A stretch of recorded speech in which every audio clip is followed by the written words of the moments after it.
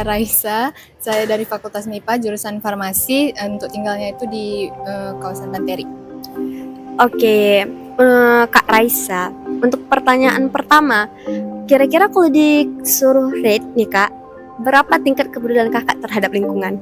Mungkin untuk tingkat sekarang 7 atau 8. Nama saya Rizkina Salihah, tinggal di Atik Jawa dari Fakultas MIPA, Prodi Statistika. Oh, baik-baik. Jadi kami ingin mewawancarai sebentar, tanya-tanya nih tentang isu-isu lingkungan.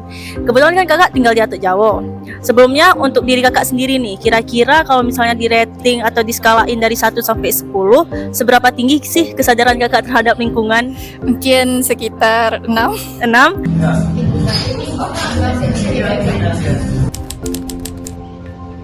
Kalau misalnya untuk sistem pengelolaan sampah di Desa Panterik sendiri gimana Kak nih kira-kira? Untuk di Desa Panterik sendiri itu bisa dibilang belum sampai sejauh itu, sampai sampahnya tuh dipisah-pisah sekali, dipilah-pilah banget gitu. Belum, tapi ada di kawasan misalnya kayak kawasan Menasah gitu, emang ada tempat sampahnya yang dipisah-pisah gitu.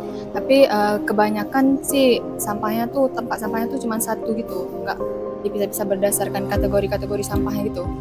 Kira-kira kalau menurut kakak di Atuk Jawa sendiri itu sistem pengelolaan sampahnya gimana ya kak? Itu masih belum dipisah-pisah, masih campur. Oh, Semuanya dicampur.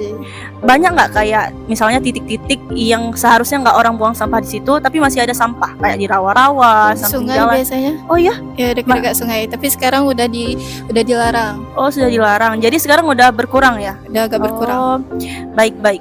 Kalau misalnya di rumah kakak sendiri itu pengelolaan sampahnya gimana kak? Masih dicampur. Masih dicampur. Tapi itu rutin dibuang setiap hari kan? Rutin. Oh. Menurut Ibu, sejauh mana kebiasaan membuang sampah sembarangan mempengaruhi kualitas tanah, air, dan juga udara, khususnya di lingkungan Banda Aceh deh? Apa dampak yang lebih luas dari perilaku ini terhadap kesehatan masyarakat dan lingkungan? Ya dampaknya seperti saya bilang, kalau sebelum kota banjir, kalau wilayah-wilayah tertentu udah sampai ke tahap pencemaran bau ya, udara, kemudian bisa jadi sampai ke air lindi yang lindi yang muncul dari sampah itu Kualitas air? kualitas air dan tanah. Oh, tanah juga.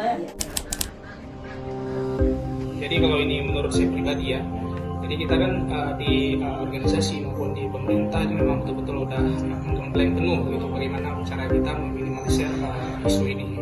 Nah, cuma kalau dari saya pribadi mungkin perketat di regulasi di kampung sendiri itu sangat penting. Nah, karena kita kan masing-masing kampung ini kan ada pemerintahnya lagi, pemerintah desa. Bagaimana penanganan dari pemerintah desa ini ataupun mereka itu memang buat diskusi juga di situ. Selain diskusi mereka berikan regulasi khusus lah, intinya kesepakatan bersama yang dihadirkan oleh ataupun musyawarah yang dihadirkan antara masyarakat dengan pemerintah desa. Mereka menciptakan sebuah konsekuensi bagi siapapun yang merusak lingkungan dengan membuang sampah, itu ada konsekuensi yang bisa ditanggung oleh mereka. Sekarang fokus di Banda Aceh ataupun Aceh besar itu rata-rata dari pemerintahan atau LSM memang betul-betul dalam bentuk diskusi ya, mereka kemudian pengimplementasian juga langsung misalnya kayak reduce, recycle gitu, itu juga diajarkan. Itu berdasarkan pengetahuan yang ada di bawah alam sadar kita, dan itulah yang proses internalisasi. Makanya kenapa misalnya ketika kita sekedar tahu aja tuh nggak cukup, bahwa kita tahu kita nggak boleh buang sampah sembarangan itu nggak cukup, tapi perlu ada proses internalisasi sehingga tadi pengetahuan sifatnya eksplisit tadi itu bisa internalisasi menjadi pengetahuan tacit, sehingga bagaimana nggak perlu lagi misalnya nanti orang menulis di tempat pembuangan sampah itu jangan buang sampah di sini gitu kan, sering orang di tumpukan pohon atau bagaimana gitu ya. Nah tapi itu muncul dari kesadaran sendiri karena tadi pengetahuan eksplisitnya itu sudah diinternalisasi menjadi pengetahuan tacit, itu yang mendorong seseorang bertindak gitu ya, berperilaku, mengambil keputusan, itu adalah pengetahuan tacit. Nah seringkali mungkin kita tadi ya hanya sekedar tahu tapi tidak mampu menggunakan pengetahuan yang kita miliki itu untuk bertindak. Nah itu mungkin tantangan terbesarnya. Based on the results of a survey involving 36 respondents, it shows that the majority of respondents were students, 50%, with 91.7% having the habit of throwing rubbish in the right place. However, 52.8% felt that the surrounding environment was still dirty, and 75% still use single-use plastic bags.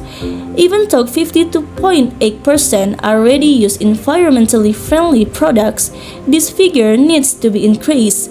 Positively, 59.4% of respondents had educated other people about the importance of keeping the environment clean. This data shows that awareness is quite good, but more concrete action is needed for waste management, reducing plastic, and increasing environmental education.